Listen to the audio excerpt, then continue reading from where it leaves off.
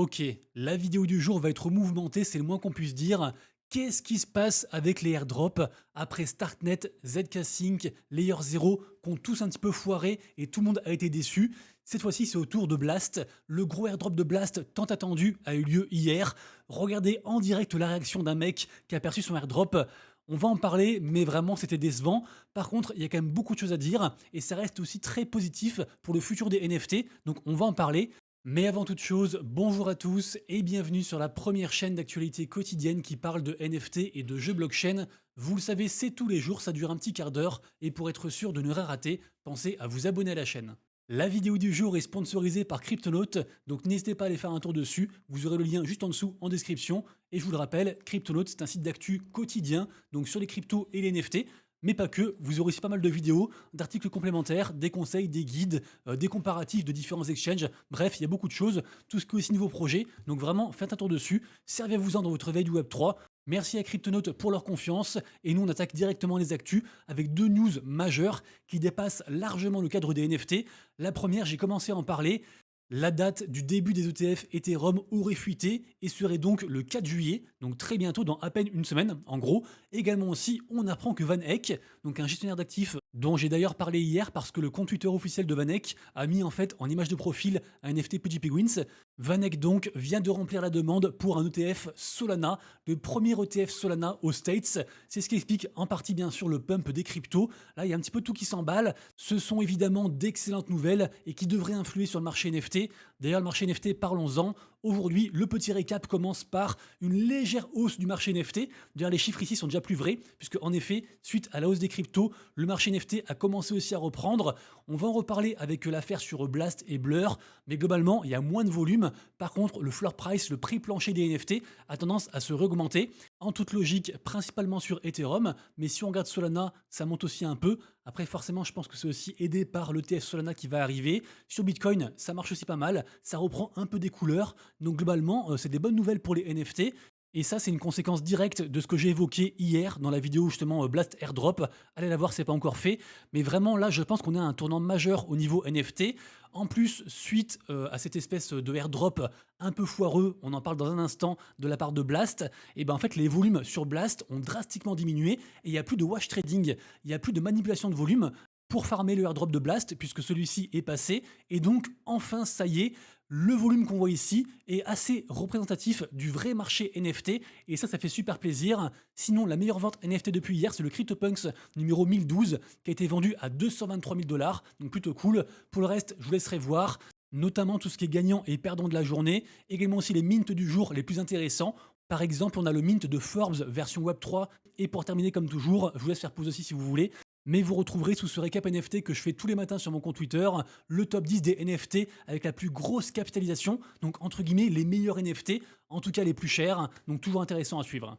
Au niveau des news, évidemment c'est le sujet du jour, le airdrop de Blast a déçu plus d'une personne. Vraiment, ça fait chier. Parce que les gens, y compris moi aussi, on a farmé pendant des mois et des mois. Alors moi, heureusement, j'ai pas tryhard, mais il y a vraiment des gens qui ont investi beaucoup, à la fois leur temps, mais aussi leur argent. Alors le problème, c'était pas du tout l'expérience de Clem, la façon de récupérer le airdrop, parce que pour le coup, moi j'ai vraiment kiffé. Alors ça nous a fait installer carrément une application dite full stack par Blast. Apparemment, à terme, ils vont carrément créer un wallet, une sorte aussi un petit peu de casino sur téléphone. Ils veulent faire une application dite full stack. Il y a beaucoup de choses de prévues, mais franchement, la mécanique de Clem était intéressante. Et en plus, c'est eux qui ont payé les frais de gaz pour envoyer sur les wallets. Donc ça, c'est cool. Non, le souci, c'est tout simplement le prix du token Blast quand c'est sorti. Enfin, plus précisément, en fait, c'est la FDV, donc la Fully Diluted Valuation. En gros, c'est la capitalisation globale incluant en fait les tokens bloqués. Donc on appelle ça en fait la valo diluée. Et en fait, c'est sorti à 2 milliards, alors que globalement, les gens et les estimations s'attendaient plus à au moins deux fois le prix, c'est-à-dire 4 milliards. On en a parlé aussi hier, notamment quand on a spéculé sur le prix des Blast points et des Gold points. Les gens s'attendaient vraiment pas à ce que ce soit aussi bas. Le souci, c'est qu'en fait, pour l'instant, il n'y a pas vraiment d'incentive, il n'y a pas vraiment en fait d'intérêt à holder finalement ces tokens Blast, si ce n'est peut-être les remettre encore une fois dans la célèbre loterie de Blast pour percevoir en fait d'autres tokens. Sauf que là, en fait, il y a une prochaine saison qui est d'ailleurs sortie, la saison 2 de Blast, mais elle va durer un an. Donc, qui veut holder, qui veut garder des tokens Blast pendant un an? Bah, a priori, les gens qui vont rester sur cet écosystème. Sauf que on en a parlé, je crois, la semaine dernière, un truc comme ça, sur la vidéo qui est ici, qui s'appelle 5 prochaines tendances qui vont exploser. En fait, là, les gens, ils ont farmé à outrance ce airdrop de Blast. Et là, une fois que c'est fini, bah, comme toujours, en fait, ils vont voir ailleurs. Ils vont peut-être sur la Berat Chain, sur autre chose. Allez voir la vidéo, comme ça, vous aurez les 5 écosystèmes. Mais là, actuellement, en fait, les gens sont en train de partir de Blast. Et donc, c'est très compliqué. Moi, ce que je pense, c'est que Pacman, donc le gars qui est derrière Blast et aussi derrière Blur, la grosse marketplace NFT sur Ethereum, va sortir en fait un truc pour motiver les gens et que là, en attendant, il laisse un petit peu le token se casser la gueule pour éventuellement en racheter. Je vous mettrai aussi en description différents tweets assez intéressants, notamment un petit peu ce qu'on peut déduire en fait de ce airdrop. Évidemment, ça fait beaucoup penser à ce qui s'est passé sur Starknet, comme je disais, sur ZK Sync, sur Layer 0. J'arrête pas de le dire, pour chaque airdrop, il y a des déçus, il y a des contents. Mais là, en fait, force est de constater que dernièrement, les airdrops ont quand même beaucoup déçu. Et donc, c'est aussi compliqué dans ce contexte de sortir un nouveau airdrop. Et c'est aussi pour ça que beaucoup de projets retardent un petit peu aussi leur sortie. Parce que là, actuellement, c'est un petit peu l'hécatombe. Beaucoup de gens sont déçus. Et finalement, par exemple, pour ce airdrop Blast, c'était intéressant d'un point de vue, on va dire, reward passive. Juste, on bloque un peu d'Ether et on a un rendement pas trop dégueulasse au bout de quelques mois. Mais pour un airdrop, franchement, c'était ridicule. Après, moi, par exemple, j'ai pas encore vendu mon airdrop. Donc, j'espère que ça va s'améliorer. Moi, je vous le rappelle, j'ai eu environ 400 gold de points et environ 12 millions de points tout court. Donc ça m'a fait environ 50 000 tokens. Je m'attendais à avoir l'équivalent de plus ou moins 2000 dollars. Et au final, le token a dégringolé à genre 0,018 assez rapidement. Et ça faisait à peine 1000 dollars. Donc effectivement, 2 fois moins que ce qu'on pensait. Donc bon, ça fait un peu chier. Après, de ce que j'ai vu, il y a quand même des gens, notamment le cofondateur de Memland, qui a fait pour l'équivalent de 1 million de dollars de volume sur du coup Blast. Et au final, il a eu 1000 dollars en airdrop. Donc vraiment ridicule. Et des histoires comme ça, on en a plein. On en a eu par le passé avec les anciens airdrops, comme j'ai parlé. Et là, de nouveau, on en a aussi plein. On en a pléthore, vraiment. J'en mettrai 2 en description. Celle de Mine, qui est assez intéressante. Et celle aussi de Yasmina, qui bosse d'ailleurs pour Seedify. Pareil aussi, qui est carrément même en perte sur du coup ce airdrop. Être en perte sur un airdrop, ça fait quand même mal au cul. Bref, je vous le disais, je pense que la team derrière Blast et derrière Blur n'a pas dit son dernier mot. Pour l'instant, les farmers en fait se sont carrément retirés à la fois sur Blast mais aussi sur Ethereum parce que je l'ai aussi dit hier, mais en fait on avait aussi la fin de la saison 3 de Blur et en fait ceux qui ont farmé la saison de Blur, à savoir soit en faisant de l'achat-revente sur la marketplace Blur, soit en stackant ces tokens Blur, et bah eux aussi en fait ils ont eu du token Blast. Moi par exemple sur un compte j'ai stacké pour genre 500 balles de token Blur il y a environ je crois 6 mois et j'ai eu 5000 tokens avec ce compte-ci. Donc vraiment c'est pas ouf du tout. Les gens là ils sont pas contents et d'ailleurs et bien que de nouvelles saisons aient débuté, les gros farmers de Blast et de Blur ne sont pas revenus.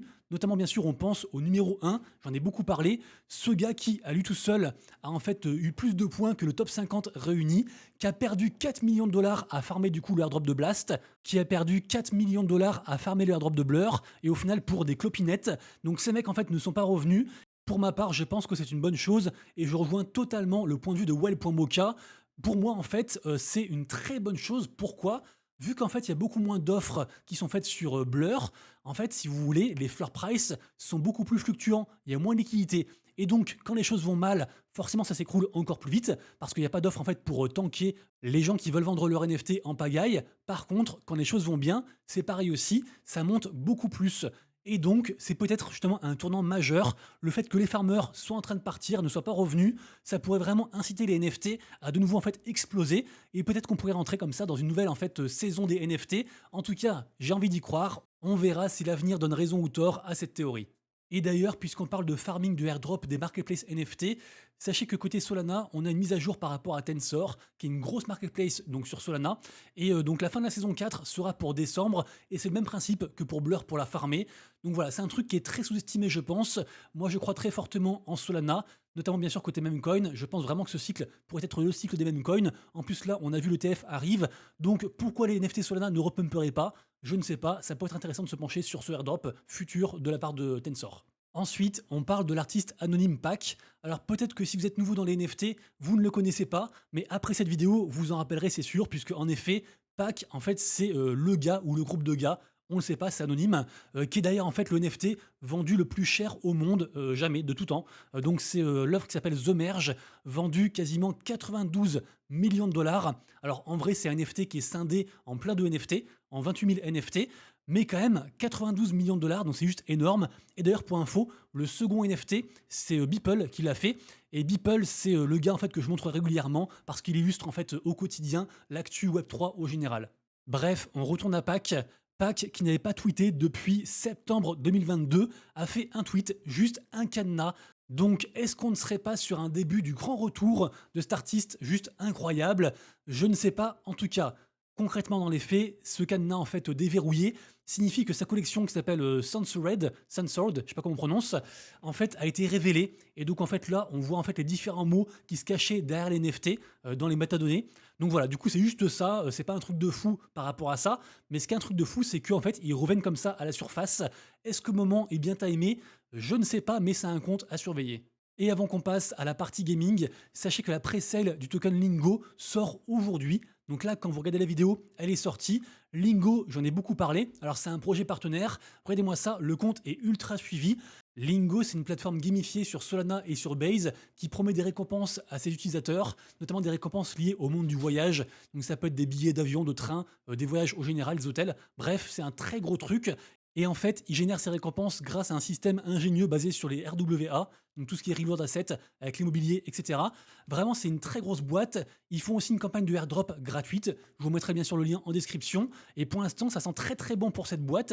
Et je dis pas ça parce que je suis partenaire, vraiment ça sent bon. Donc voilà, renseignez-vous. Ça veut pas dire qu'il faut acheter le token, mais juste renseignez-vous. Lingo, ça me paraît pas mal. Deuxième partie de la vidéo, la partie jeu blockchain, et aujourd'hui on a pas mal de sorties gaming très intéressantes. Première sortie gaming par rapport au projet Metalcore, donc c'est un shooter qui est très attendu, d'ailleurs son token sort aussi aujourd'hui. Le jeu est disponible en bêta fermée sur l'Epic Game Store, donc pour y avoir accès, soit il fallait récupérer une clé du coup sur leur Discord, soit normalement si vous achetez un Founder Pack, vous pouvez encore avoir accès. A priori, ça concerne 50 000 personnes et il y aura aussi des récompenses. Et vraiment, c'est un très joli projet, donc à surveiller pour la hype du projet en tant que tel, pour le gameplay, etc. Mais aussi pour son token. Ensuite, sort également aussi aujourd'hui le MMO Influence. Donc c'est un jeu, en gros, il faut gérer une colonie dans l'espace. Ce projet, normalement, est ouvert à tous et il y aura des récompenses. Sort aussi aujourd'hui l'Open Beta, pareil aussi, ouvert à tout le monde, du projet Shardbound, qui est un mix entre un jeu, entre guillemets, au tour par tour et un jeu de cartes. Alors le projet est pas très hypé, mais quand même, ils ont levé de l'argent. Pas mal de gens et de créateurs de contenu les soutiennent, donc projet à surveiller. Ensuite, ça, c'est la grosse campagne de airdrop du projet Bloodloop. Alors, j'en ai déjà parlé, mais vraiment, ce projet est en train de cartonner. Je le rappelle, leur token est déjà sorti, et regardez-moi ça. Le token a explosé suite au début en fait de ce play to airdrop. On était encore à 0,25 hier, et là on est à 0,33, et vraiment projet très très propre, et donc qui promet aussi une campagne de airdrop, évidemment. Ensuite commencent aujourd'hui les phases de qualification via le leaderboard sur le projet Cross the Edges, qui est donc un jeu de cartes, mais bien plus. Pour les fans, à chaque fois ils me reprennent. Évidemment, c'est bien plus qu'un jeu de cartes, mais en tout cas, cette compétition qui se déroulera du 30 novembre au 1er décembre, avec quand même 100 000 balles de cash prize à la clé. Donc cette compétition se passe sur le jeu de cartes, et vous avez environ une semaine pour grinder le leaderboard du 26 au 31 juillet. Et après, bien sûr, les meilleurs seront qualifiés pour ce gros tournoi.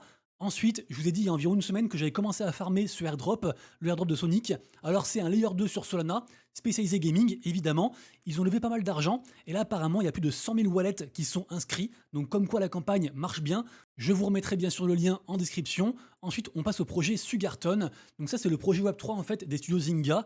Je le rappelle, Zynga a été racheté par Tech2, donc la maison mère de GTA. Et le projet Sugarton apparemment marche très très bien puisque en effet les NFT ont pas mal explosé dernièrement. Ils sont là à 0,19. Apparemment les premières saisons se sont bien passées aussi. Alors moi du coup je suis pas sur le projet, donc je sais pas trop quel retour vous en faire. Juste voilà, c'est la fin du chapitre 0. Apparemment, il y a eu beaucoup de récompenses distribuées au travers de leurs deux jeux, qui sont des jeux un peu pour casu, des jeux sur mobile accessibles pour tout le monde. Les gens sont contents et donc sont programmés directement de nouveaux événements et de nouvelles récompenses. Après, j'en sais pas plus, mais bon, on a quand même Zynga qui est derrière, donc les créateurs de Farmville pour les plus anciens, et aussi donc aussi Tech2 comme je disais. Et pour terminer, petite pub pour un gars de notre commu que j'aime beaucoup, qui s'appelle Ivar. Je vous le rappelle, on a bientôt le mint des champions, qui sera donc le mint du premier jeu de Ubisoft version Web3, donc Champion Tactics. C'est un mint évidemment très hypé, ce sera un free mint, j'en ai parlé pas mal. Et pour ceux qui sont intéressés par donc ce jeu, qui est un peu une sorte de mix entre un jeu de plateau et un jeu de cartes, sachez que Ivar a donc lancé sa chaîne YouTube, donc une chaîne YouTube basée sur les podcasts liés au projet Champion Tactics. J'ai la chance d'être son premier invité, donc n'hésitez pas à aller voir la vidéo, lien en description, et aussi abonnez-vous à sa chaîne évidemment. Merci à tous d'avoir suivi la vidéo, merci aussi pour votre fidélité, n'oubliez pas de liker la vidéo et de vous abonner, et quant à nous, on se retrouve demain. D'ici là, prenez soin de vous, de vos proches et de vos wallets, c'était Monsieur Rabbit, ciao.